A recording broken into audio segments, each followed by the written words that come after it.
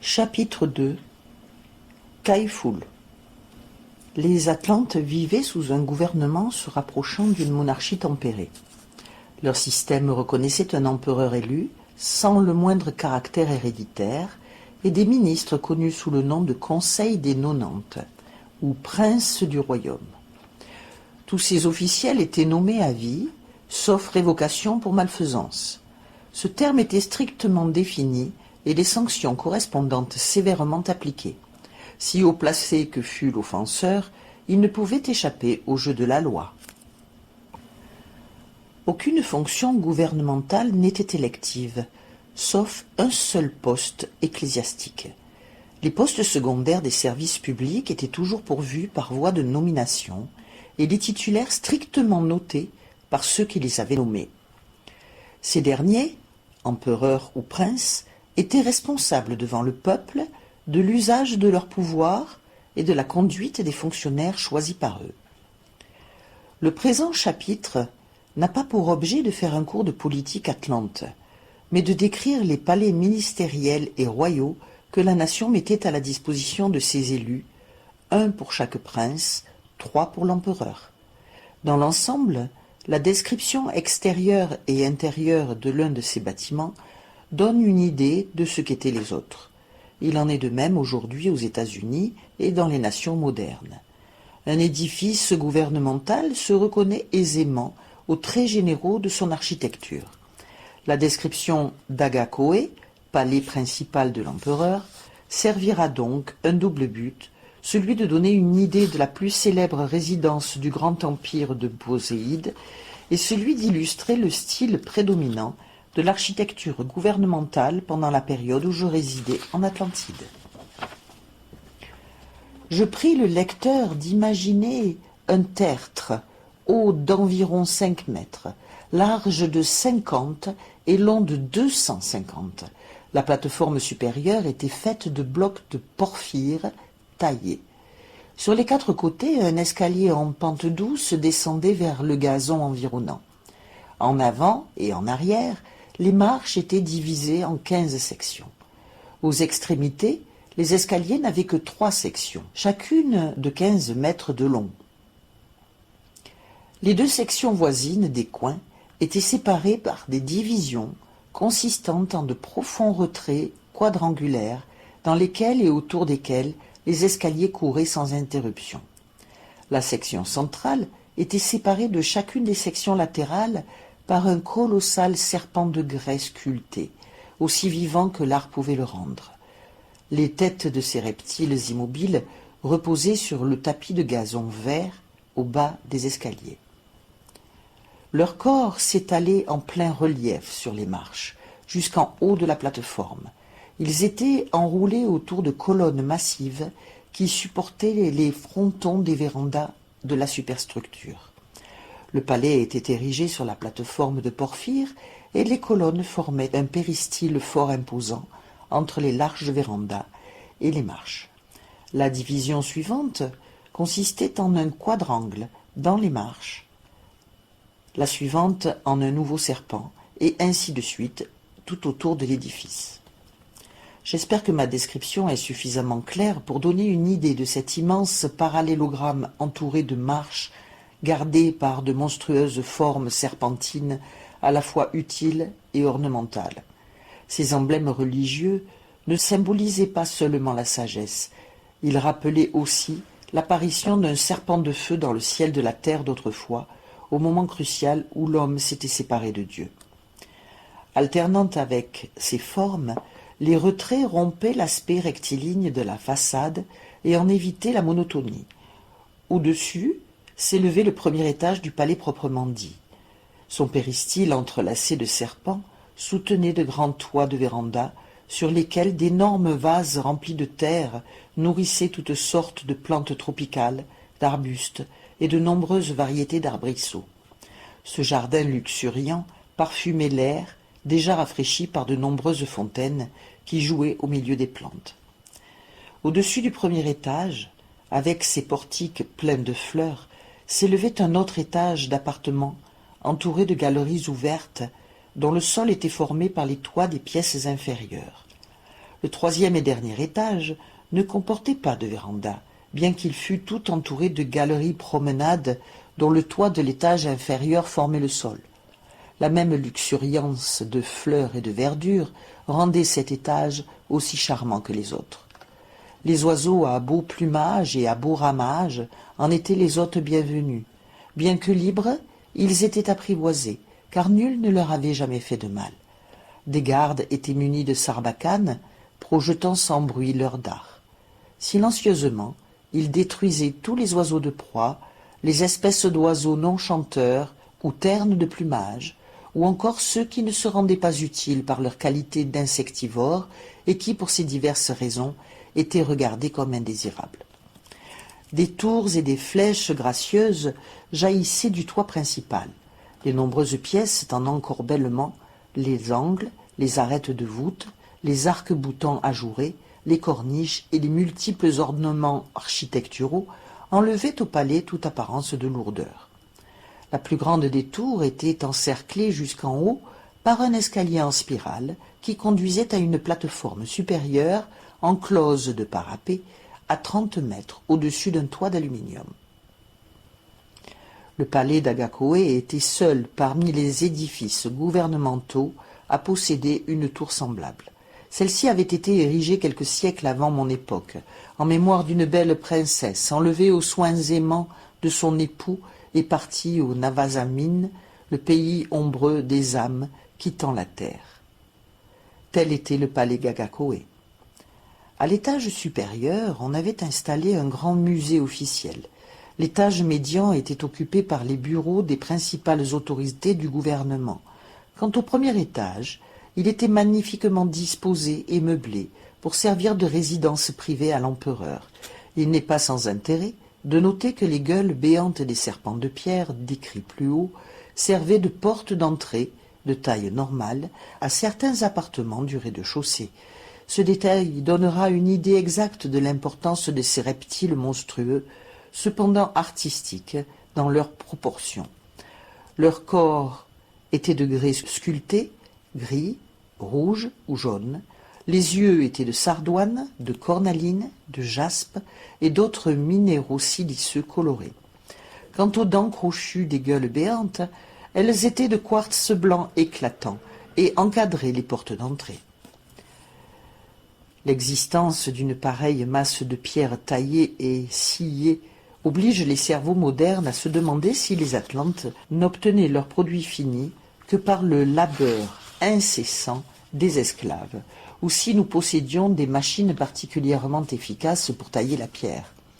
Dans le premier cas, il aurait fallu que nous fussions un peuple barbare, et alors notre autonomie politique eût été constamment menacée par les forces de soulèvement du volcan social toujours créé par l'esclavage.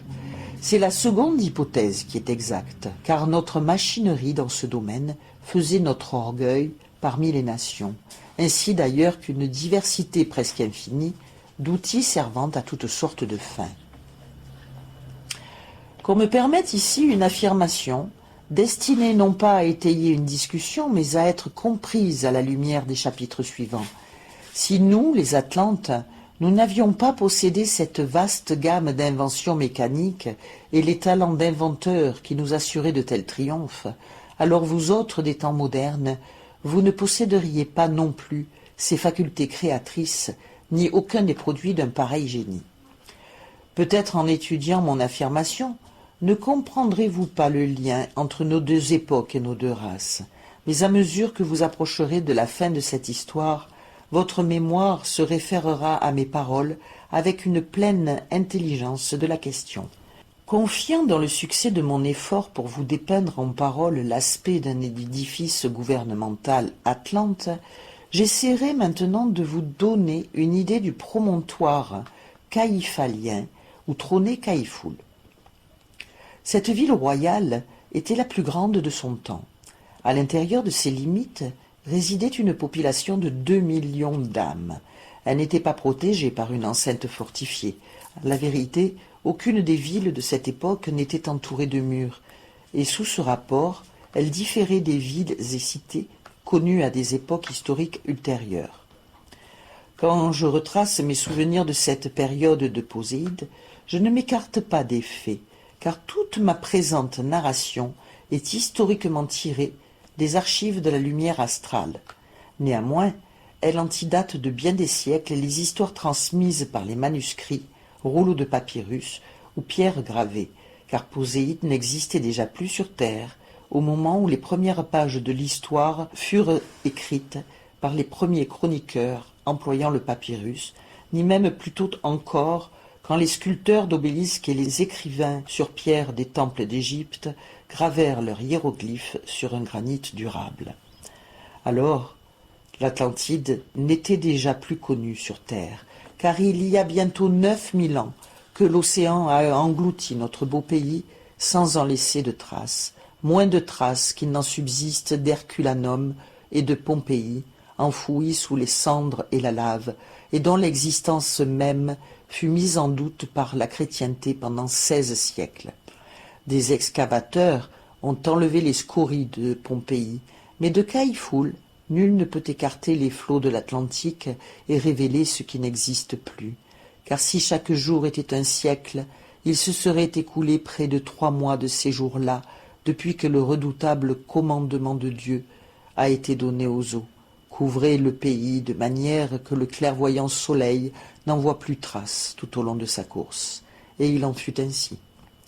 Dans les pages précédentes, j'ai décrit le promontoire de Caïfoul, s'avançant dans l'océan à la suite des plaines caïphaliennes, et visible de nuit à la lueur de sa capitale éclairée. Sur 500 kilomètres à l'ouest de Nouméa, la péninsule prolongeait la plaine en se rétrécissant. Le cap qui la terminait avait une largeur de 80 kilomètres.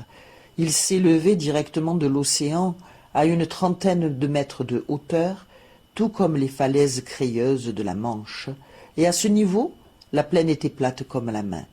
À la pointe de cette grande péninsule s'élevait Caïfoul, ou Atlan, reine des vagues, ville magnifique et paisible avec ses vastes jardins au charme tropical. Où la feuille ne se fane jamais, dans les tranquilles charmilles en fleurs, et où l'abeille fête son banquet pendant toute une année de nectar.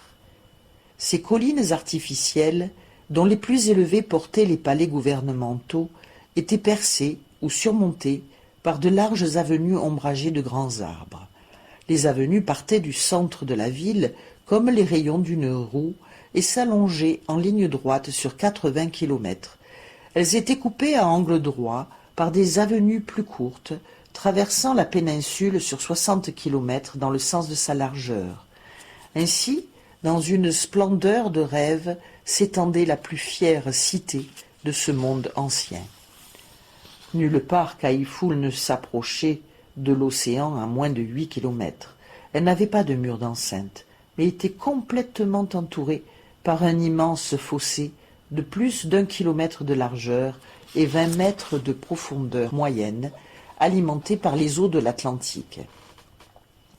Au nord, un large canal rejoignait le grand fleuve Nomis, dont le fort débit provoquait dans le fossé un puissant courant de succion.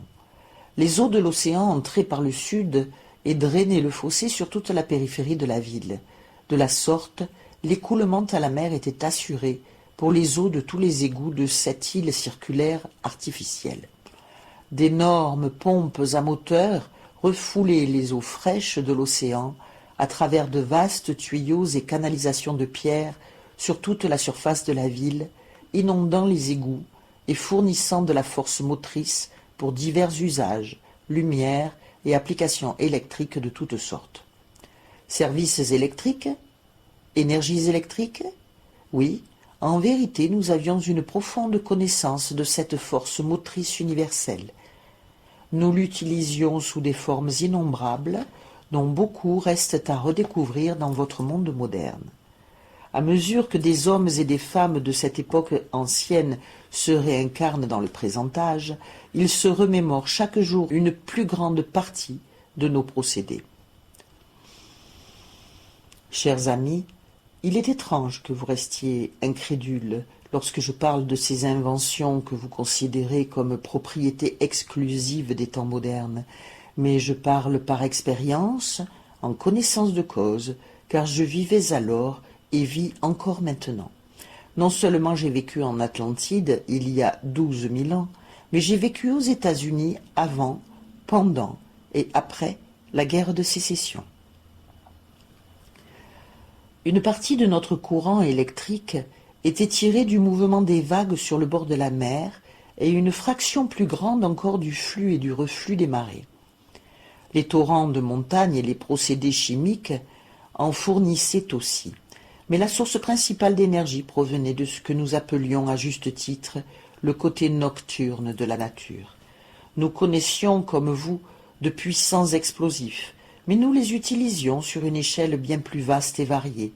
Supposons que vous sachiez contraindre ces substances à céder sans crainte d'explosion leur vaste réserve d'énergie latente. Continueriez-vous longtemps à propulser vos mécanismes à l'aide de moteurs à vapeur ou électriques, vos mécanismes grossiers et lourds? Si un grand paquebot pouvait se passer de ses machines et de ses soutes à charbon en utilisant une énergie concentrée ne dépassant pas le poids d'un sac à main et capable de lui faire traverser l'Atlantique ou de tirer un train sur 10 000 kilomètres, combien de temps utiliseriez-vous encore des machines à vapeur? Cependant, une énergie de cet ordre était connue dans la vie atlante, peut-être par vous, certainement par moi, et n'était même pas la plus estimée. Vous la connaîtrez à nouveau, car notre race est en train de revenir du Devachan sur la terre.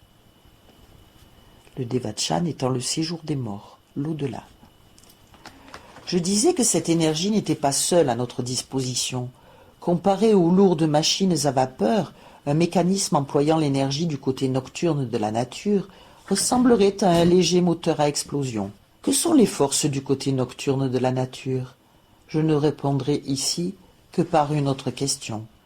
D'où proviennent les forces naturelles de la gravitation, du soleil ou de la lumière? Si vous me répondez qu'elles proviennent de Dieu, je vous ferai une réponse semblable.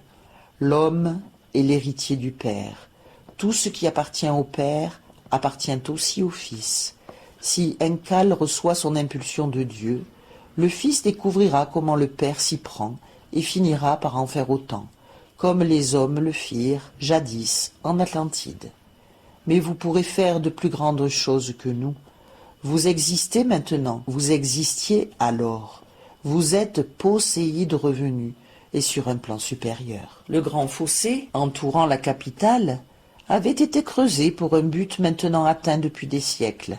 Ce but était alors purement maritime, car avant l'emploi généralisé des vaisseaux aériens, il fallait utiliser des navires pour les transports. La réalisation du projet avait été si efficace qu'elle avait valu à Kaifoul son fier surnom de souveraine des mers, nom qu'elle conserva même lorsque l'usage primitif de ces douves fut relégué dans l'histoire.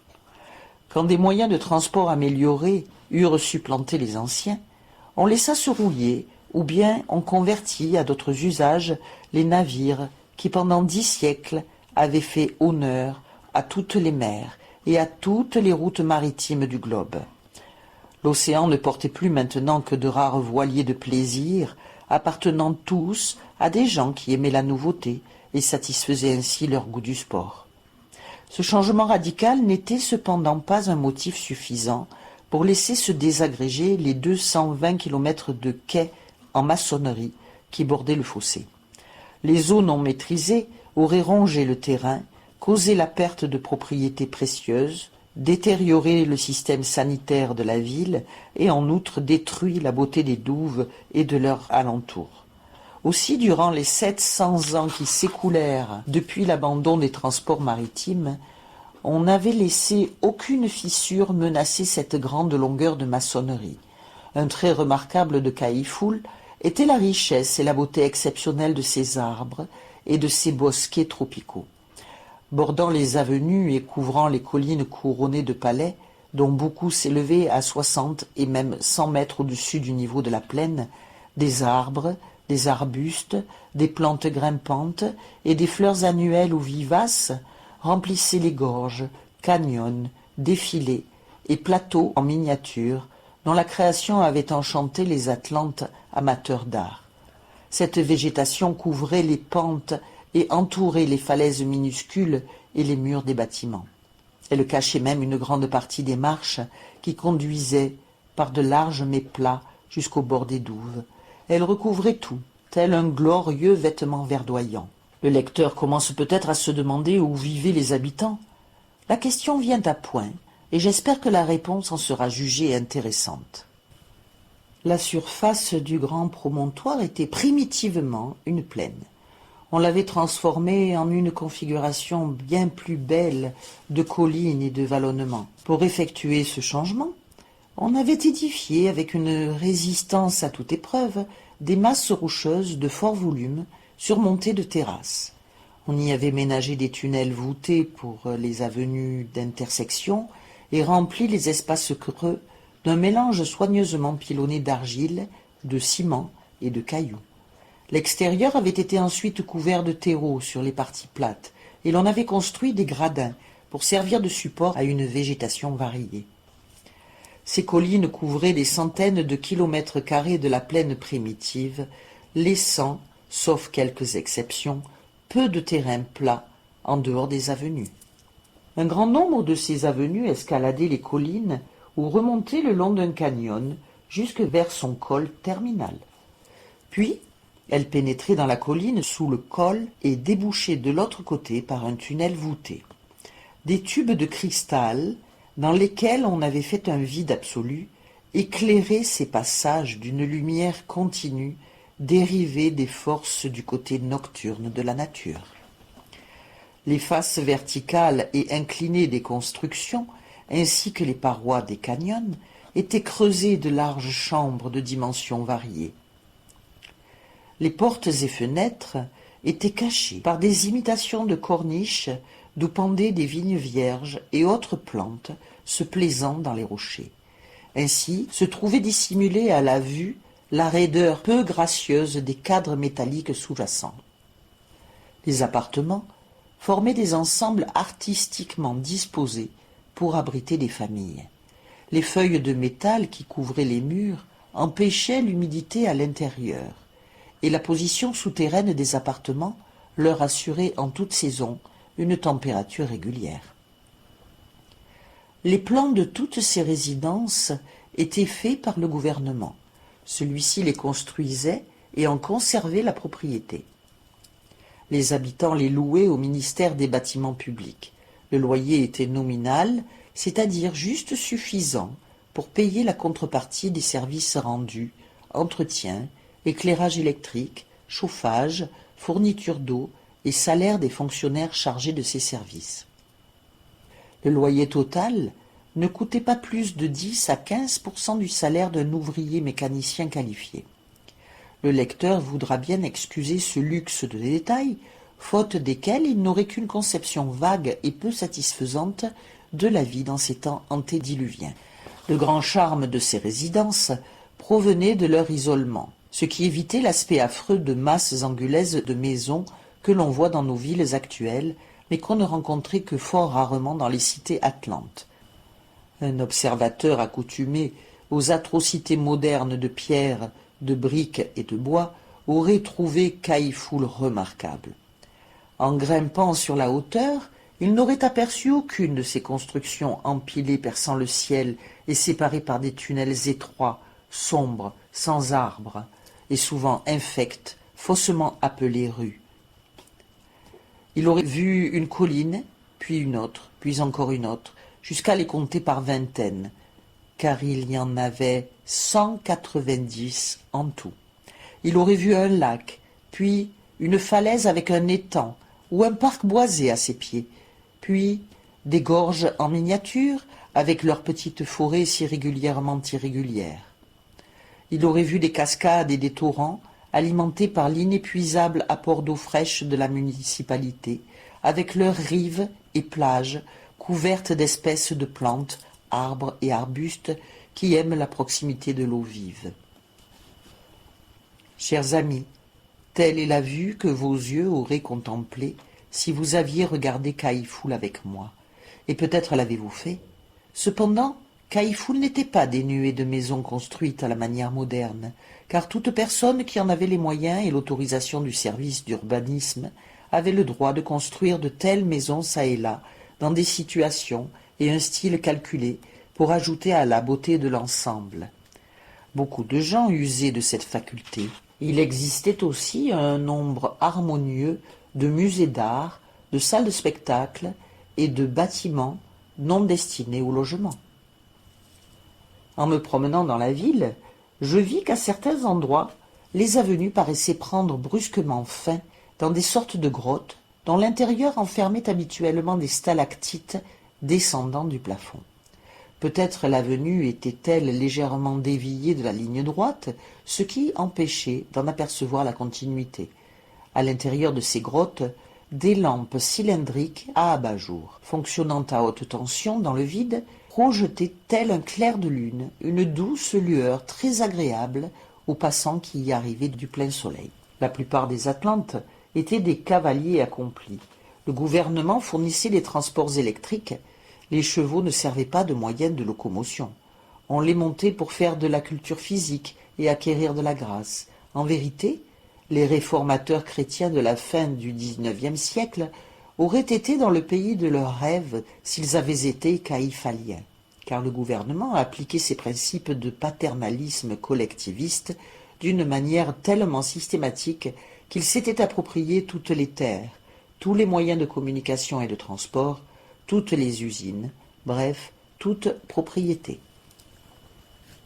Le système était source de grands bienfaits et aucun Atlante n'aurait souhaité le voir abandonné ou complété par un autre. Quand un citoyen désirait un Vailsks, un véhicule aérien, il en faisait la demande aux fonctionnaires compétents d'un des nombreux aérodromes du royaume. S'il voulait cultiver la terre, il s'adressait au ministère des Sols et de l'Agriculture. S'il désirait manufacturer quelques produits, l'outillage était alloué au prix nominal nécessaire pour couvrir les frais et le salaire des fonctionnaires qui avaient la charge de cette partie du domaine public.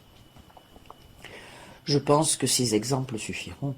En nos temps présents, il n'existe nulle part une harmonie politique semblable à celle qui résultait de ce paternalisme des fonctionnaires élus. Les républiques modernes regardent cette tendance avec un sentiment de jalousie et quelque peu d'alarme. Mais sa qualité était très différente de celle d'aujourd'hui. Notre paternalisme était étroitement surveillé et dûment contrôlé par les électeurs de la nation. Il reflétait essentiellement les vrais principes socialistes. Malgré les détails précis que je viens de donner, je n'ai pu décrire nombre d'arrangements très spéciaux maintenus entre les parents politiques et leurs enfants, ni entre le travail et le capital. Je ne puis le faire de manière appropriée, car ces pages ne sont pas un plaidoyer tendant à adapter à la présente époque des méthodes en vigueur dans ces temps très reculés. Il est cependant bon de préciser ici que l'Atlantide ne souffrait pas de cette plaie à la fois moderne et très ancienne que constituent les grèves. Celles-ci bloquent le capital et les entreprises, affament les artisans et font souffrir les pauvres bien plus qu'elles ne peuvent amener d'ennui aux portes des riches. Le secret de cette immunité n'était pas difficile à découvrir dans une nation dont le gouvernement représentait la voix des électeurs assez éduqués pour jouir du privilège de vote. Et cela sans distinction de sexe, car le principe suivant était vraiment implanté dans notre vie nationale. À chaque électeur, son étalon de mesure selon son éducation. Le sexe du votant n'a aucune importance. Dans une telle nation et sous un tel gouvernement, il eût été vraiment étrange que des discussions industrielles aient pu troubler longtemps le régime social. Un principe général d'équité entre l'employeur et l'employé régnait en Atlantide. Peu importait ce qu'une personne faisait pour une autre, tout le problème tournait autour de la question suivante. Est-ce que telle personne rend un service à telle autre? Dans l'affirmative, le fait que ce service fût accompli ou non par un travail physique ne comptait pour rien. On n'attachait pas davantage d'importance à ce que l'employeur ou l'employé représentasse plusieurs personnes. Nos ordonnances locales au sujet de la justice dans l'industrie étaient fort complètes et plutôt volumineuses. Bien que je ne tienne pas à reproduire nos lois sociales en détail, quelques extraits trouveront ici une place appropriée. Je les ferai précéder d'un bref exposé sur la manière dont elles furent instaurées. On verra ainsi comment, en ces temps reculés, nous étions arrivés à régler d'une manière équitable et définitive des discordes ouvrières tout à fait semblables à n'importe quel bouleversement industriel moderne et tout aussi menaçantes pour l'ordre et la paix. Sur la pierre de Maxin, à laquelle nous nous référerons longuement plus tard, était gravé ce terme essentiel du règlement de la terrible menace de brouille entre le capital et le travail, savoir, si des salariés croient qu'ils sont opprimés et songent à se dresser dans leur colère pour détruire leurs oppresseurs, que leurs mains se figent, afin qu'ils m'obéissent à moi.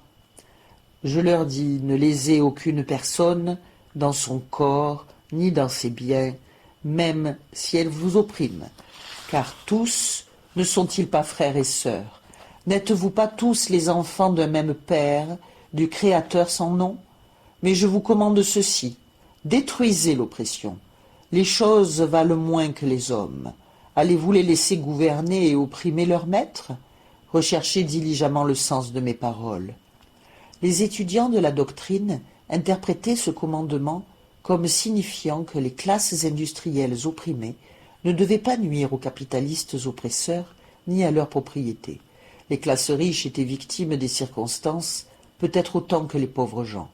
L'anarchie aveugle n'était pas un remède. Il fallait déraciner les conditions, chose facile si l'on abordait convenablement le problème. Pour un oppresseur, il y avait 1000 opprimés, dont la majorité avait droit de vote. Puisque le gouvernement était le serviteur du peuple, on avait décidé que la meilleure méthode consistait à traiter la question par référendum et à ne pas employer la violence contre les riches. Un appel fut donc lancé dans la population pour voter sur l'adoption d'un code de règles industrielles et sa soumission respectueuse à l'approbation de l'empereur. Parmi ces nombreux articles et chapitres, je reproduirai seulement ceux qui s'appliquent au temps et aux troubles modernes. Il sera donc aisé de comprendre pourquoi ces articles et chapitres ne sont pas numérotés à la suite les uns des autres. Extrait du Code Atlante du travail. Aucun employeur ne pourra exiger de labeur de son personnel en dehors des heures légales de travail sans lui allouer une rémunération exceptionnelle. Chapitre 4.